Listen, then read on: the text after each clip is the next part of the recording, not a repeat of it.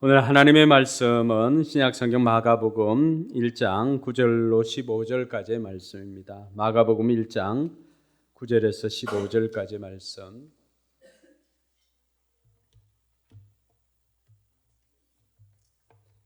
불편하지 않은 분들은 자리에 일어나서 함께 우리가 하나님의 말씀 받도록 하겠습니다.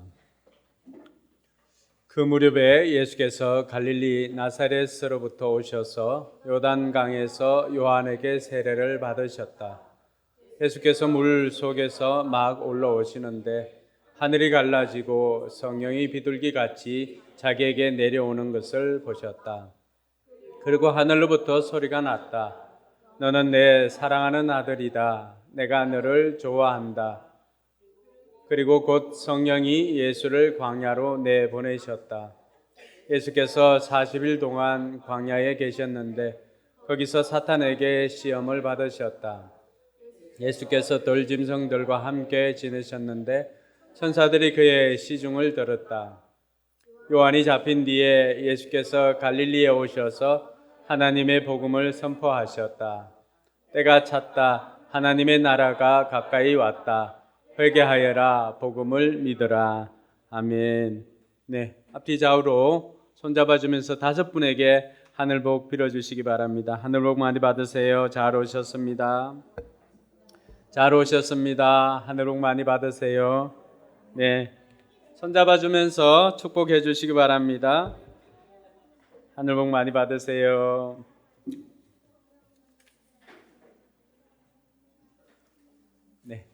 하늘복 많이 받으세요.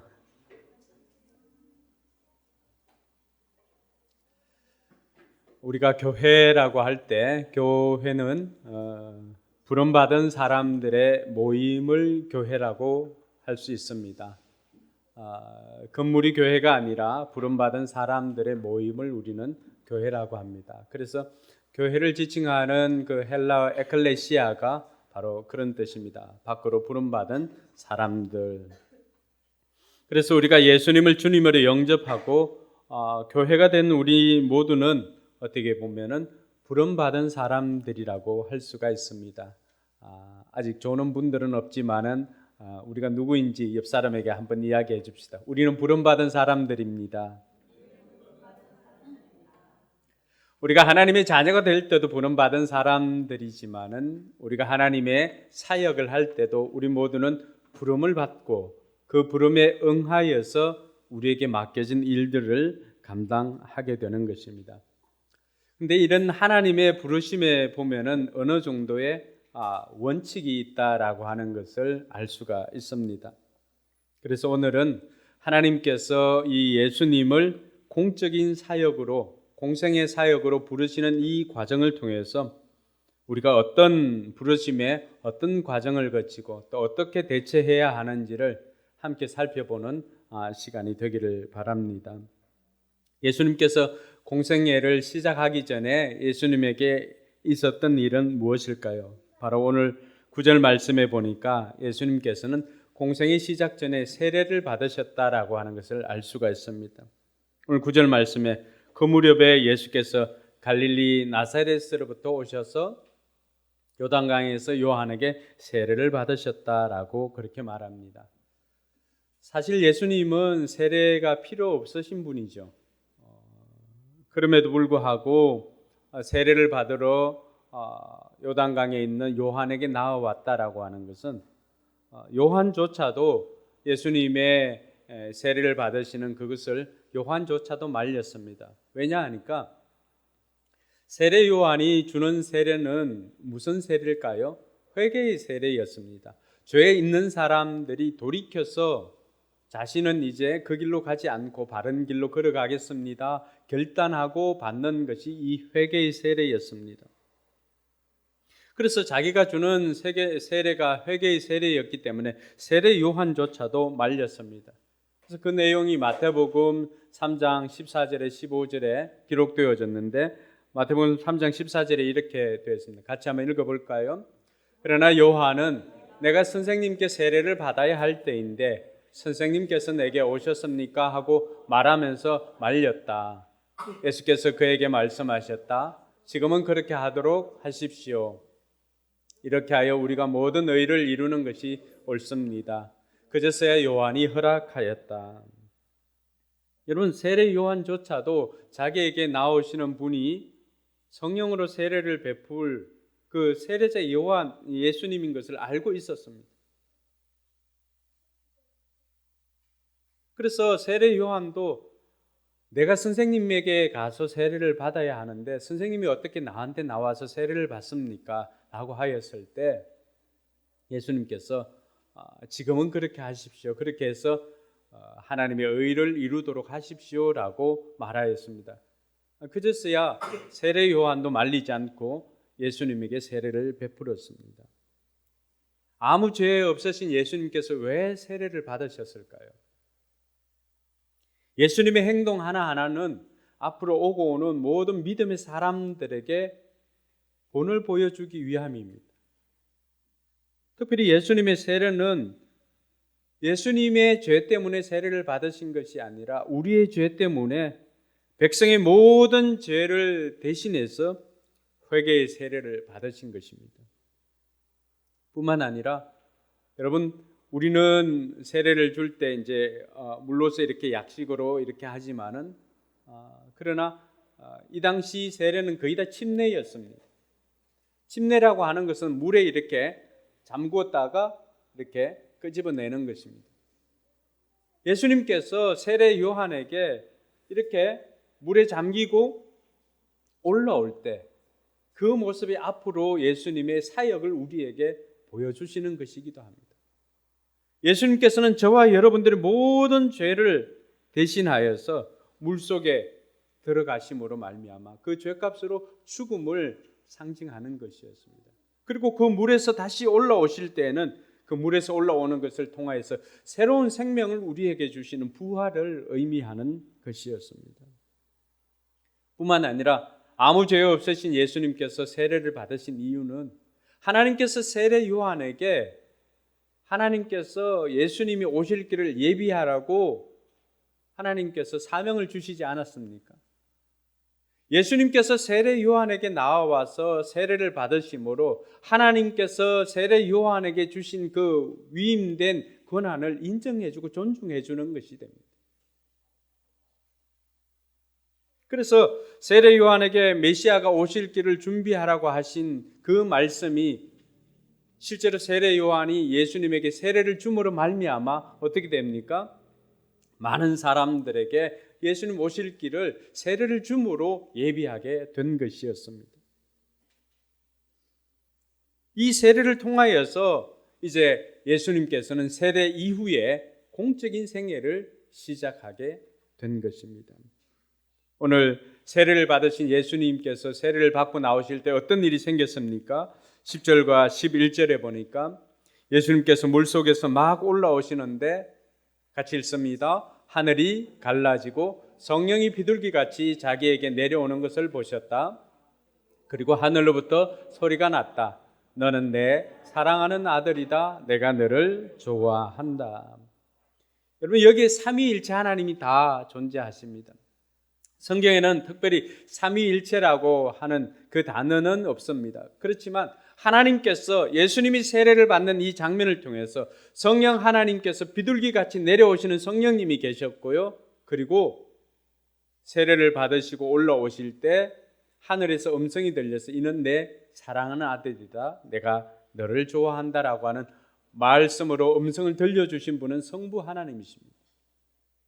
그래서 이 삼위 하나님께서 같이 하셨다는 것을 보여줍니다. 먼저 하나님의 음성을 우리가 보면은 너는 내 사랑하는 아들이다. 이것은 하나님과 예수님의 관계를 확인시켜 주는 것입니다.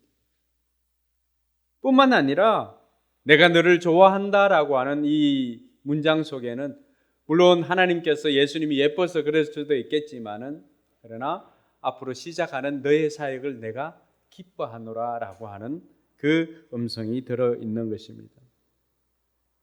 그래서 예수님께서는 세례 받으시고 지금 하나님께로부터 공적 사역을 하나님께서 기뻐하신다는 뭘 받은 거예요? 확인을 받는 것입니다. 여기에 우리가 하나님의 부르심의 첫 번째 원칙이 있습니다. 하나님의 부르심의 원칙에는 부르심에 순종하면은 하나님께서 확인시켜 주신다는 것입니다. 한번 따라하겠습니다. 부르심에 순종하면 확인시켜 주십니다. 네. 이것이 우리와 하나님의 차이입니다. 우리는 대부분 어떻게 생각합니까? 우리는 하나님의 부르심이 있다고 생각할 때 하나님께서 100% 확신 주기를 기다리고 있습니다. 그러나 하나님의 방법은 그렇지가 않습니다. 하나님의 방법은 하나님의 부르심이 있다고 생각할 때 순종하면은 그 다음에 하나님께서 확인시켜 주는 것입니다. 예수님의 어릴 때의 행적이나 이런 것들이 다른 복음서에는 잘 기록되어져 있지 않습니다. 누가복음에 보면은 예수님께서 이제 세례 요한이 등장을 하고 예수님이 30살이 되었을 때 이제 하나님 나라의 일들을 감당해야 될 때가 되었구나 라고 생각을 하시고 세례 요한에게 나와서 세례를 받으시는 것으로 우리가 추측할 수가 있습니다. 예수님께서 하나님의 부르심을 이제는 직감하시고는 나와서 세례를 받으실 때 하나님께서 드디어 그 공적 사역을 기뻐하신다는 확신을 심어주셨다라고 하는 것입니다. 우리 가운데 아직 예수님을 영접하지 않는 분들이 있다면 우선은 예수님을 영접해 보시기 바랍니다. 내가 하나님께서 계시다는 것 100% 믿어지고 내가 예수님을 영접하면 크리스찬처럼 살 수 있다라고 하는 자신이 100% 생길 때까지 기다리면 아무 일도 일어나지 않습니다. 내가 믿어야 할 근거가 한 70%만 되어도 뿐만 아니라 믿고 싶은 마음이 한 70%만 생긴다고 한다면 그것을 근거로 믿기로 결정해 보시기 바랍니다. 믿음은 결정하는 것입니다. 그렇게 믿기로 결정하면은 하나님께서 우리가 살아갈 때 확신을 주게 되는 것입니다. 저 역시도 예수님을 영접할 때 100% 확신이 있었고 그런 것은 아니었습니다.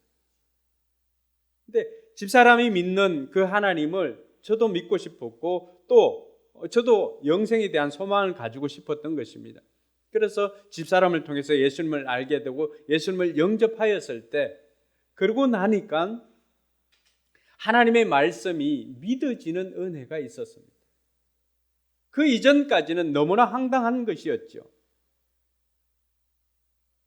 그래서 동정녀가 아이를 낳는 것이나 또 거친 바다를 걸어오는 것이나 이런 이야기들은 도무지 내 이성적으로는 용납할 수 없는 그러한 것들이었습니다.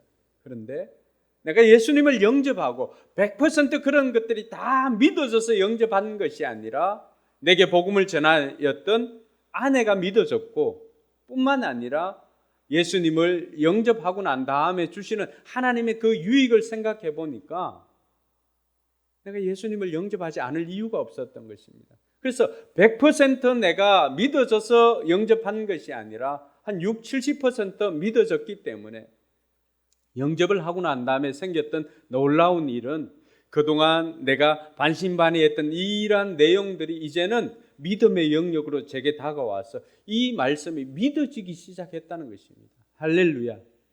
오늘 우리 가운데도 아직 예수님을 마음속에 주인으로 영접하지 않은 분들이 있다면 여러분들이 지금까지 해왔던 그러한 것들만 가지고도 믿어보기로 결정해 보시기 바랍니다. 그러면 나머지 부분들은 하나님께서 우리에게 확신시켜 주시고 우리에게 믿음을 주신다라고 하는 것입니다.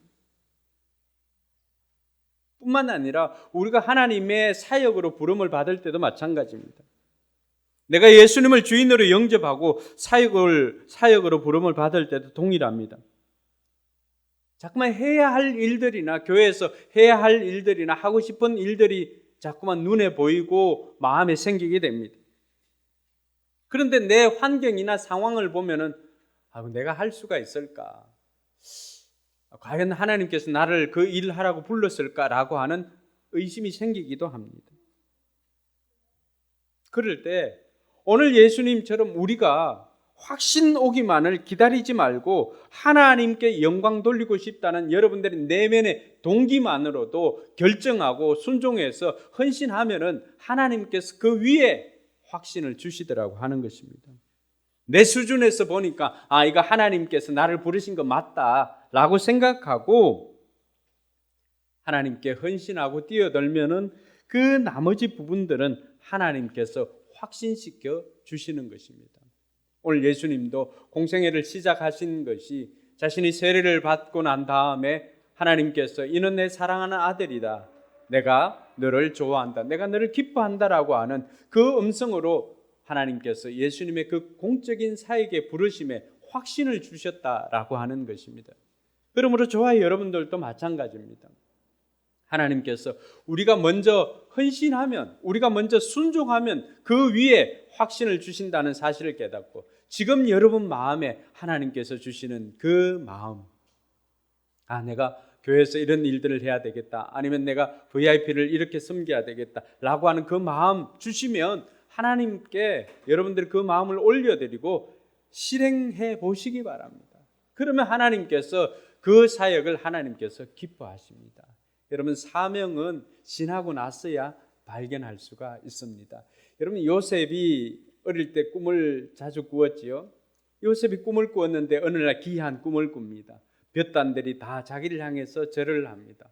또 하늘에 해와 달과 별들이 다 자기를 향해서 절을 합니다. 그 꿈을 자기는 하나님께서 계속해서 각인시켜 주었기 때문에 그것이 자기에게 주신 꿈인 줄 알고 있었습니다. 아버지에게도 얘기하고 형제들에게도 얘기했지만은 돌아오는 것은 형제들의 그 시기와 질투가 더 심해질 뿐이었습니다. 여러분, 요셉이 그 꿈만을 생각하고 살아왔다면은 요셉 앞에 펼쳐질 인생은 어땠을까요? 형들의 시기에 의해서 죽음의 위기의 구덩이에 던져지기도 하고, 그리고 약대 상인들에 의해서 노예로 팔리기도 하고, 노예로 팔린 그 상황에서 이제는 보디발의 신임을 얻어서 좀 살만하니까 어떻습니까? 보디발의 아내의 유혹으로 억울하게 누명을 쓰고 감옥으로 갑니다. 자기에게 그 꿈대로 되어질 것이라고 생각하고 그 꿈만을 생각했다라고 한다면은 요셉이 아마 미치지 않았을까요? 하나님께서 왜 나한테 그런 꿈을 꾸게 하시고 지금 내 삶은 왜 이럴까라고 그렇게 따지고 물었다고 한다면은 요셉의 그 여정들마다 엄청난 괴로움과 엄청난 그 아픔이 있었을 것입니다. 근데 요셉은 그러한 것들을 생각하지 않았습니다. 나중에 되었어야 요셉이 이스라엘 이집트 총리가 되었을 때 비로소 요셉이 창세기 45장 6절 7절은 뭐라고 고백합니까? 형들이 나를 이곳에 팔았다고 해서 걱정하지 마십시오. 하나님께서 나를 먼저 이곳에 보내어서 형들과 형들의 자녀들의 생명을 살리기 위해서, 생명을 구원하기 위해서 나를 먼저 이곳에 보내었습니다. 요셉은 비로소 그 자리에 올라갔을 때, 이집트 총리가 되었을 때 자신에게 있었던 그 모든 꿈과 그리고 지나온 과정들, 그 모든 것들이 다 퍼즐들이 하나하나씩 맞춰지는 것을 경험을 하면서 이 이유 때문에 하나님께서 나를 그렇게 고난을 주시고 하나님께서 나를 이렇게 인도해 주셔서 오늘 이집트 총리로 세워주셨구나 라고 하는 그 퍼즐을 딱 끼울 수가 있었던 것입니다. 처음부터 깨달은 것이 아니라 주어진 삶에 순종해서 매일 주어진 삶에 자신의 위치가 어디에 있든지 자기에게 주어진 일이 무엇이든지 간에 주어진 일을 최선을 다하면서 살아갔을 때 그 나중에 되었어야 하나님께서 나를 이렇게 불러주셨구나, 이렇게 사용해 주셨구나 라고 하는 것을 그 부르심에 순종하니까 나중에 하나님께서 확신시켜 주신 것입니다. 할렐루야. 아직도 우리에게는 이 과정 중에 있는 분들이 많이 있습니다. 지금 여러분들이 겪는 고난이나 어려움들의 이런 것들이 하나님께서 그 부르심을 이루기 위해서 여러분들에게 먼저 순종하기를 원하는 하나님의 초청인 줄 믿으시기 바랍니다. 그러고 난 다음에 세례를 받고 이제 하나님께서 예수님의 부르심에 그 확신시켜 주시고는 예수님의 공적 사역이 시작하는데, 예수님이 세례 받으신 이후에 바로 무슨 일이 생깁니까? 오늘 12절에 보니까 12절 같이 한번 읽어볼까요? 그리고 곧 성령이 예수를 광야로 내보내셨다.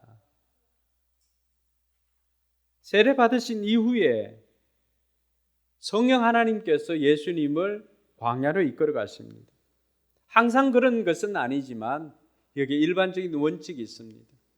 우리가 예수 믿고 난 다음에, 또 아니면 우리가 사역으로 헌신하고 부름에 헌신하기 위해서 순종함에 나아갔을 때 바로 뒤따라 오는 것이 있다면 그것은 바로 시험입니다. 시험. 탄탄대로로 갈 것 같지만 내가 예수님 영접하고 나면 모든 복이 임할 것 같고 모든 일들이 순조롭게 다 진행될 것 같지만은 똑같이 우리는 하늘에서 내리는 비를 맞고 내리는 눈을 맞고 바람을 맞고 그렇게 살아갑니다. 사역으로 부름을 받았을 때도 동일합니다. 내가 하나님의 그 초청에, 하나님의 부르심에 반응해서 순종해서 이제 내가 이 길을 걸어가겠습니다라고 결단하고 나면은 아무런 문제가 생기지 않을 것 같지만, 탄탄대로 사역의 길도 열릴 것 같지만은, 그러나 가장 먼저 만나게 되는 것은 우리에게 어려움이 생기더라고 하는 것입니다. 예수님도 마찬가지였습니다. 근데 이 일을 누가 인도하고 누가 주도해 가십니까? 그리고 곧 성령이 예수를 광야로 내보내셨다라고 말하고 있습니다. 항상 그런 것은 아니지만 여기에 하나님의 부르심의 두 번째 원칙을 찾을 수가 있는데, 그 두 번째 원칙은 부르신 후에는 시험이 있다라고 하는 것입니다. 저 역시도 마찬가지였습니다.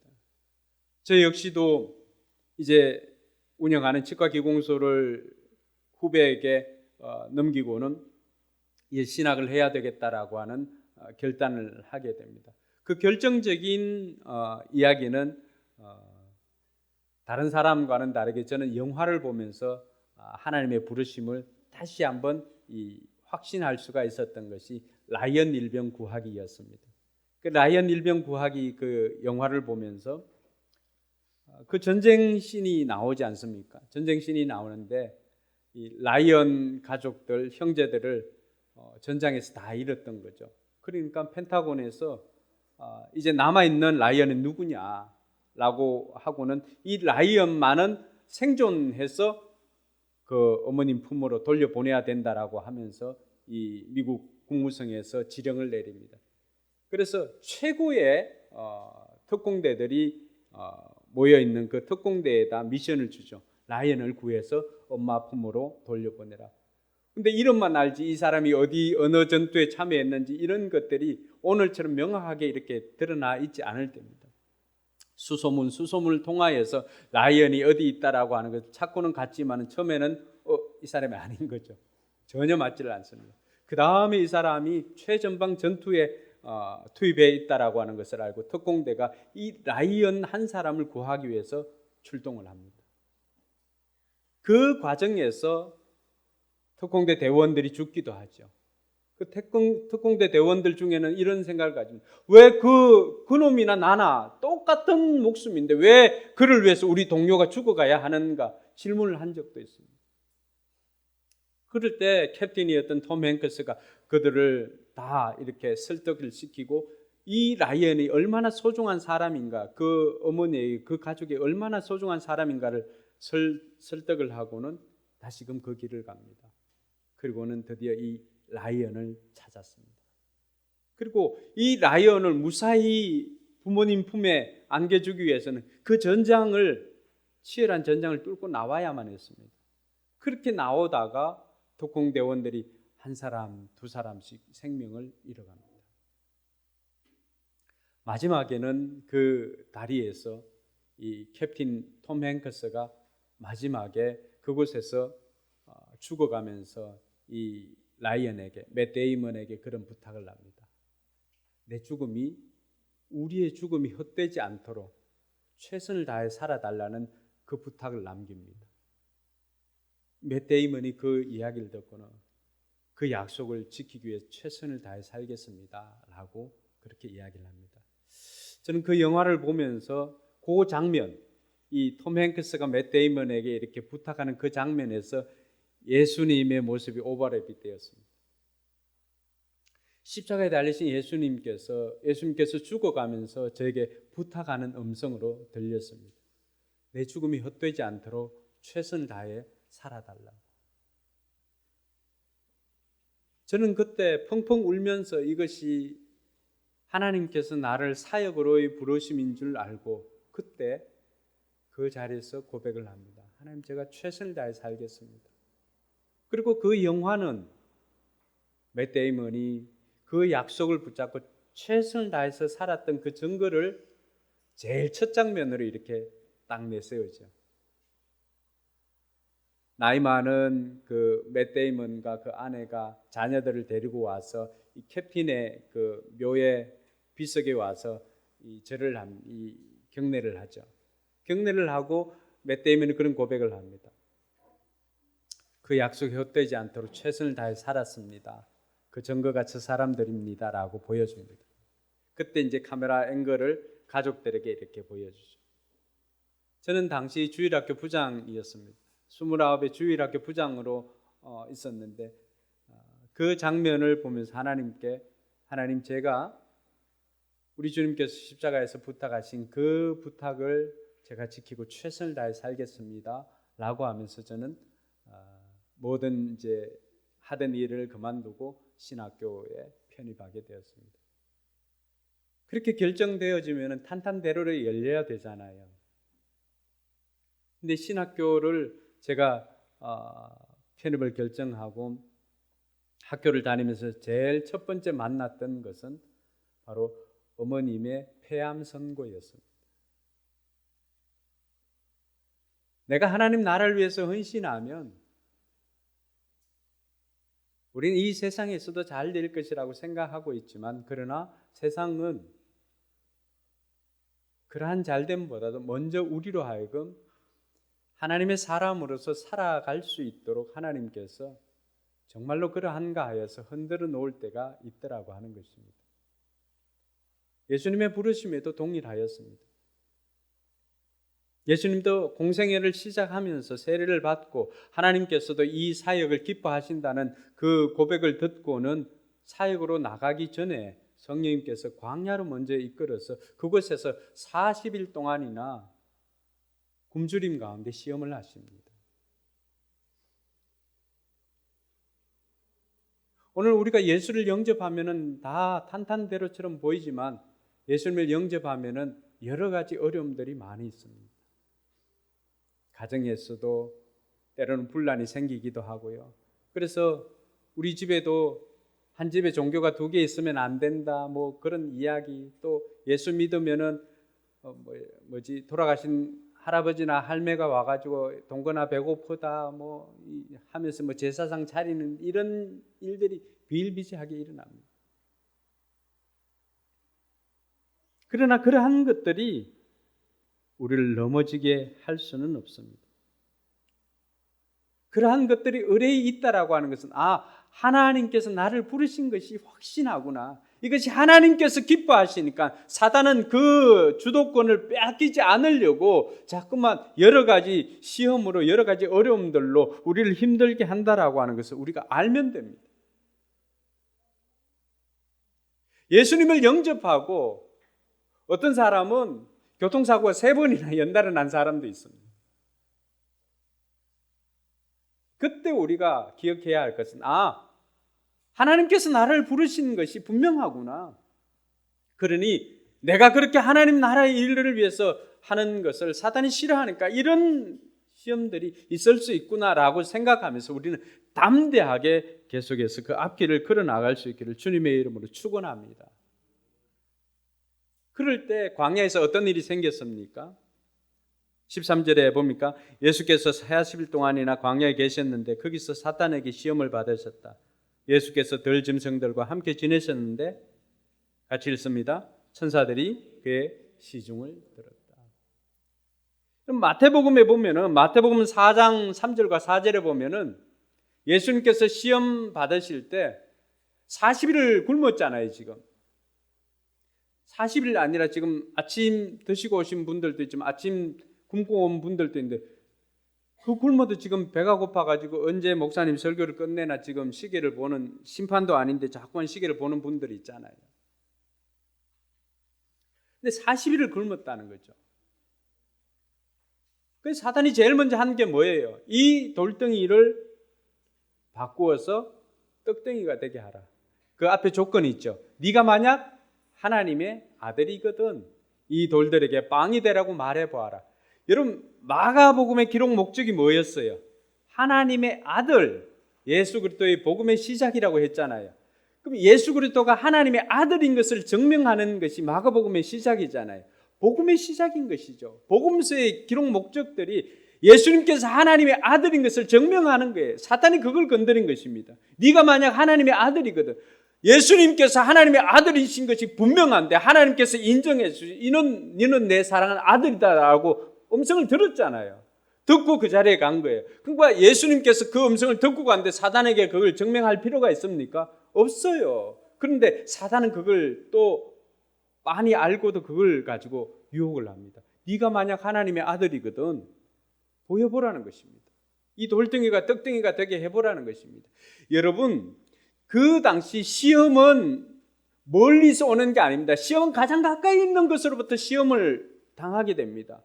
가장 가까이 그 천지의 강야에 널려 있는 것이 돌 아니겠습니까? 그 돌을 바꿔서 떡덩이가 되라고 해야 했습니다. 우리가 하나님의 자녀로, 우리가 하나님의 사람으로 부름받았을 때 여러분, 먼 것으로 시험 당하는 것 아닙니다. 사탄은 종종 가장 가까운 가족으로부터 시험을 할 때가 있습니다. 네가 예수님 믿는다고? 네가 하나님 나라의 일을 한다고? 네가 목자라고? 하면서 증명해보라고 합니다. 주변에 있는 사람, 아이고 그렇게 안 해도 뭔 목자, 네보다 내가 낫겠다, 이런 소리를 들을 수가 있습니다. 우리를 자극하는 것입니다. 그럴 때 그들에게 감정으로 반응하는 것이 아니라 예수님께서 뭐라고 했습니까? 기록되어진 말씀으로 사람이 떡으로만 살 것이 아니라 하나님 입으로 기록되어진 말씀으로 산다라고 주님께서 우리에게 가르쳐 줍니다. 우리에게 시험이 있을 수가 있습니다. 그런데 그 시험을 만났을 때 저와 여러분들이 해야 되는 것은 감정적으로 대처할 것이 아니라 더 분명하게 하나님의 말씀을 붙잡고 나아가는 저와 여러분들이 되길 주님의 이름으로 축원합니다. 여기에 부르심의 세 번째 원칙이 있습니다. 뭘까요? 부르신 곳에서는 하나님이 일하신다는 것입니다. 한번 따라 할까요? 부르신 곳에서 하나님이 일하십니다. 그 광야에서 예수님께서 하신 것은 그 사탄이 그런 시험을 주었을 때 예수님께서 반응하신, 감정적으로 반응한 게 아닙니다.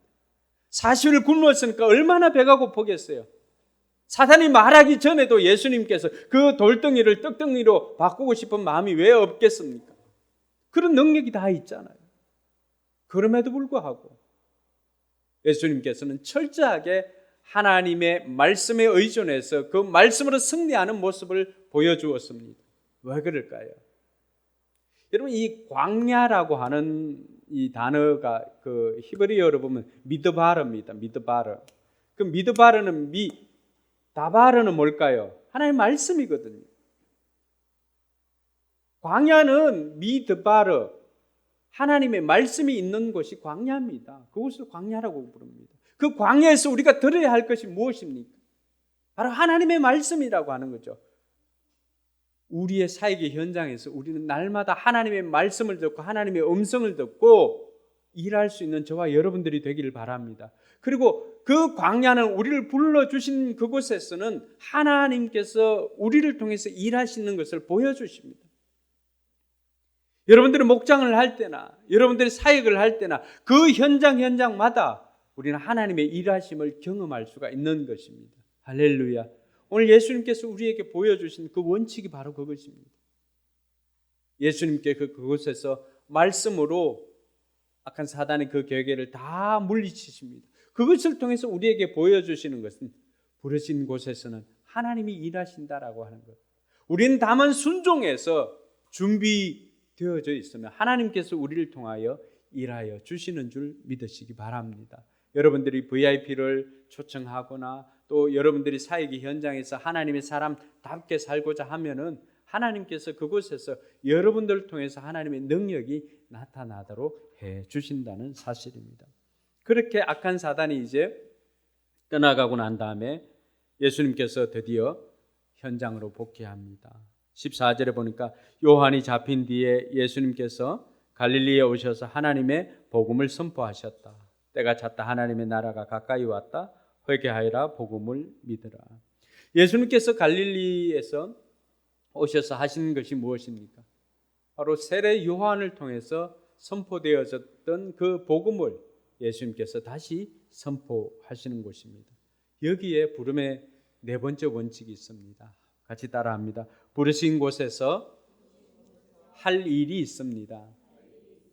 하나님께서 저와 여러분들을 하나님의 자녀로 부르신 것, 단순히 저와 여러분들을 구원시키려고만 부른 것은 아닙니다.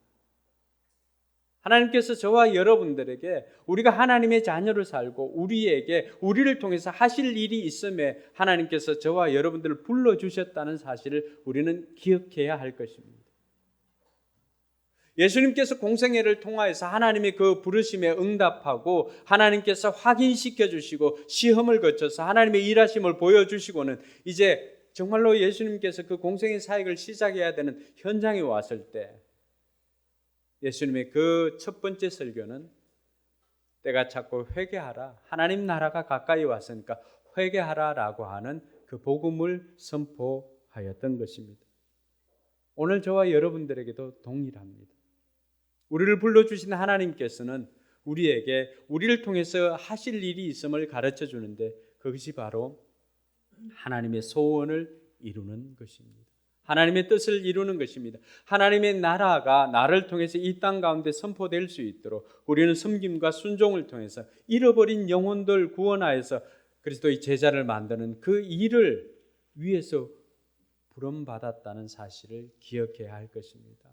각자가 하는 일들은 다 다를 것입니다. 그러나 그 모든 일들의 목적은 무엇일까요?